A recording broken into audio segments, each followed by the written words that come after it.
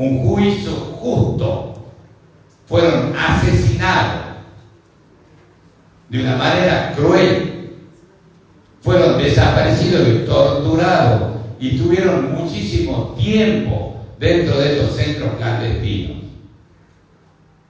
Mi padre lo secuestraron 13 de enero a 3 cuadras de mi casa, en la avenida Colón y Piedra. Nosotros pasamos situaciones muy difíciles porque también fueron a mi casa, también se llevaron todas las cosas que había. Teníamos miedo que mi hermano, que era un par de años mayor, Daniel, se lo lleve también, aparte porque era alto, parece que tenía más edad y apenas tenía 14 años.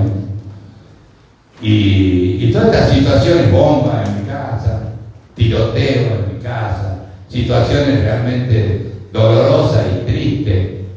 Entonces, estas cuestiones vividas en estos años, lo padeció mi padre durante 2 meses. Mi padre lo secuestraron el 13 de enero y según en virtud de los que estuvieron presos con él y tuvieron la suerte de que lo suelten, lo mataron un 30 de marzo con un tiro en la cabeza, a la cabeza del Domingo Puse. Y en el Arsenal Miguel de Acuena. Nuestra lucha siguió con esta palabra que tal vez no estaba como instalada, ¿no? Memoria, verdad y justicia. Con mi madre, recorriendo los cuarteles, buscando a mi padre, dando vueltas a la Plaza Independencia a las 6 de la tarde de todos los jueves, de muy niño, también nos fuimos vinculando mucho con los derechos humanos.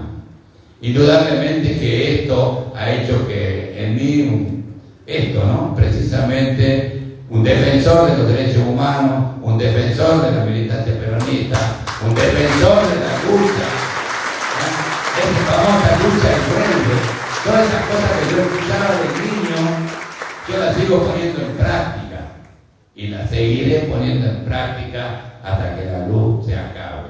¿Por qué? Porque esa es mi enseñanza, ese es mi dolor, esa es mi lucha, eso es lo que me enseñó el peronismo, eso es lo que me enseñaron mis compañeros, esas son las cosas que yo llevo y que voy a seguir compartiendo.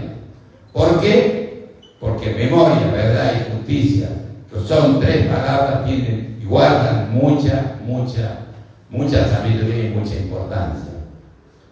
Yo, de grande, me puse a estudiar una carrera que es psicología social, ¿no? Esa carrera me enseñó muchas cosas para poder yo develar algunas historias personales mías, ¿no? Porque yo era una persona que vivía con mucho resentimiento y rencor. Yo era una persona donde veía a uno de verde o uno de azul y yo le quería tirar un ladrillazo o quería hacerle daño.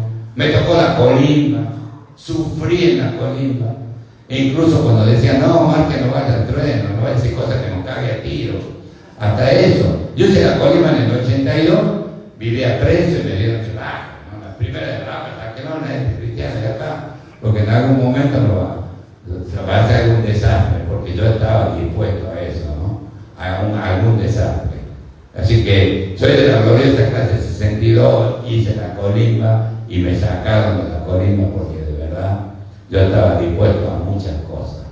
Hoy ya no estoy dispuesto a esas cuestiones que sí eran de mi adolescencia.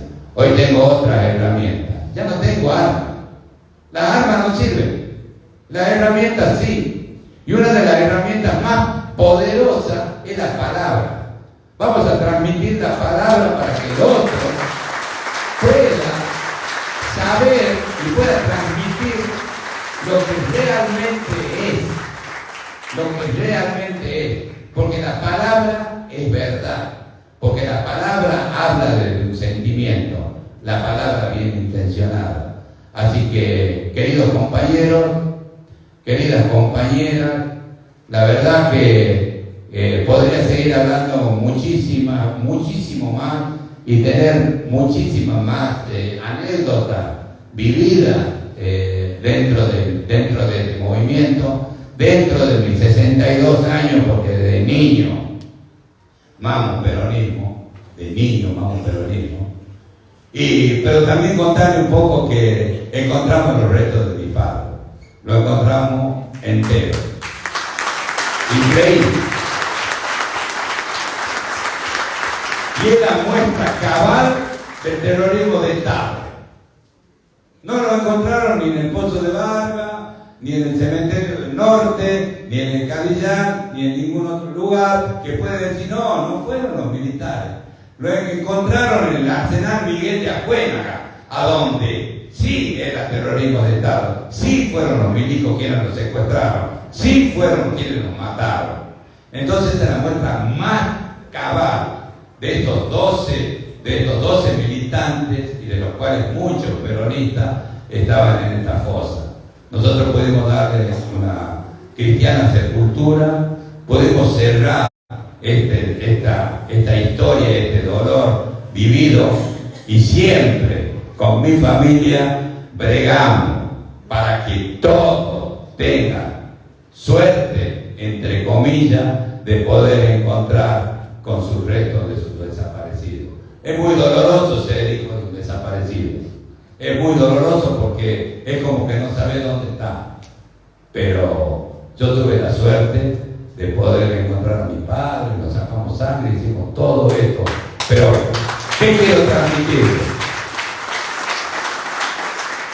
Que nuestra familia, la familia Márquez, Marta, mi vieja que todavía vive, tiene 86 años, mi hermano Daniel, mi hermano Damián, mi hermana Sandra, yo mismo militamos dentro del Movimiento Nacional Justicialista, militamos dentro de los derechos humanos y tenemos la bandera de memoria, verdad y justicia para siempre decir nuestra verdad. Gracias, compañero.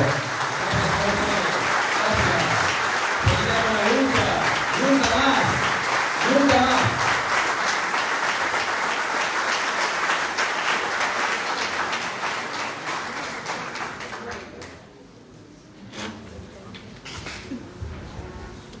Bueno, compañeras, compañeros, la verdad que creo que el día de hoy es un día especial, porque no hace falta que sea 24 de marzo para que nos acordemos de algunas cosas y para que honremos a 3 palabras a las que hacía referencia Jorge, que es el módulo de hoy, ¿no? Memoria, verdad y justicia.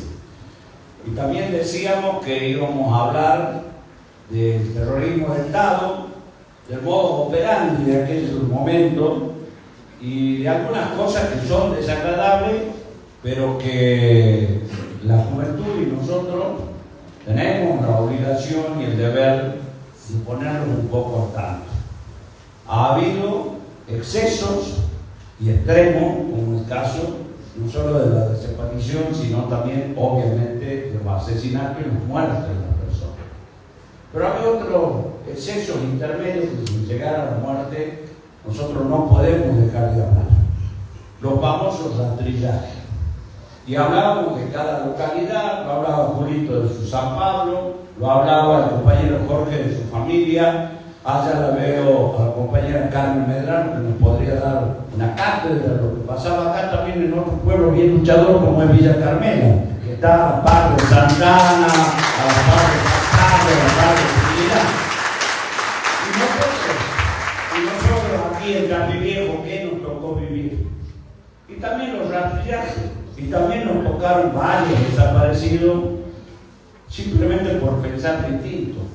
Porque en definitiva eso es, nunca nadie nos va a poder explicar por qué un grupo de argentinos decidieron exterminar a otros simplemente porque pensaban distinto, porque eso fue un exterminio. Y digo que había metodologías que eran común a lo largo y ancho, porque en Tucumán se hacía más clave, porque había empezado acá el operativo Independencia, porque nuestro cerro de pronto en nuestra juventud creía que podía enfrentarse al Estado, al terrorismo del Estado, desde armarse y desde esconderse en los cerros.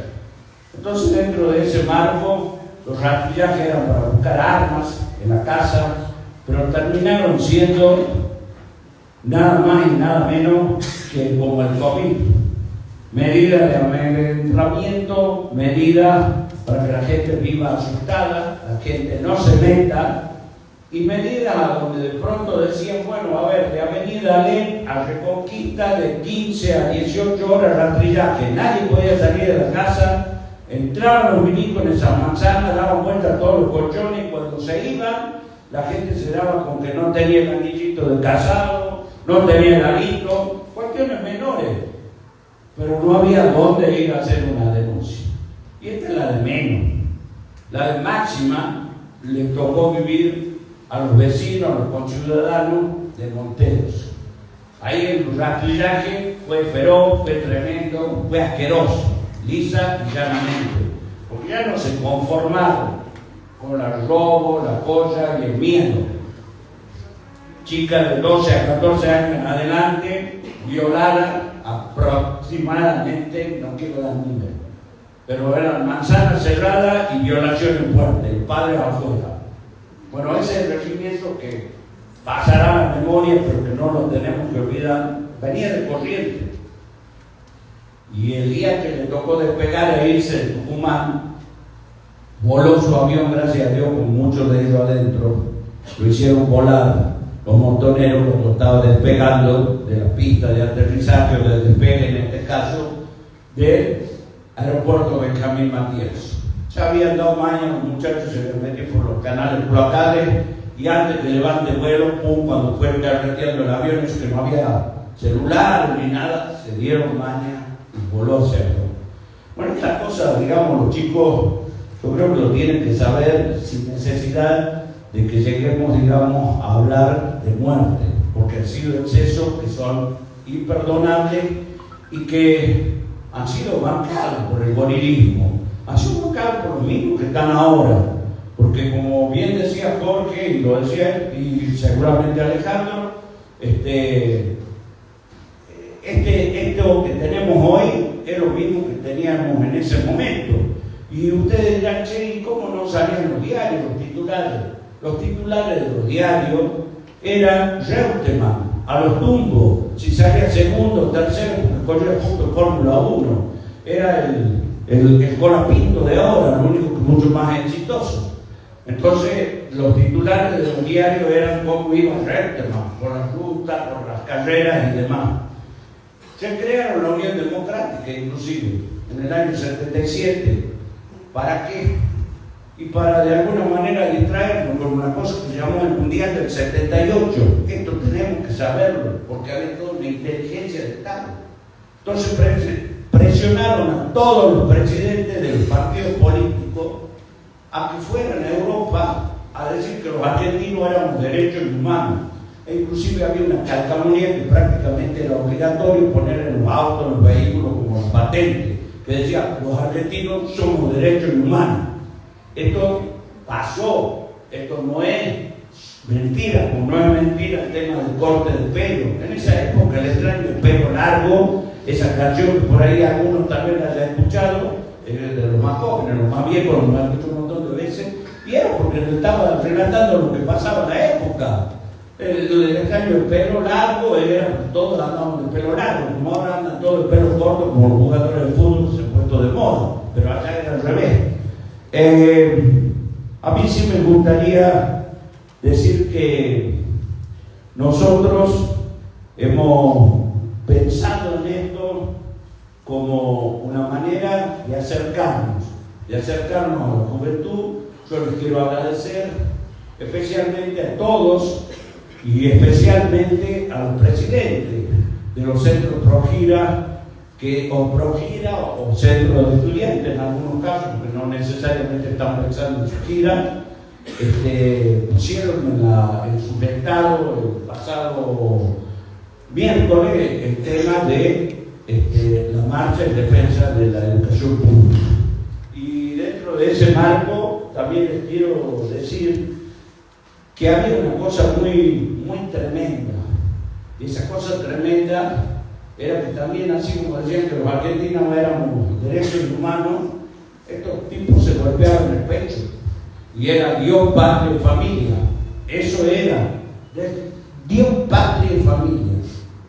Mataron, destruyeron cientos de hogares, porque cuando lo escuchamos a Jorge, no es que de pronto que chupó el padre, han destruido un hogar.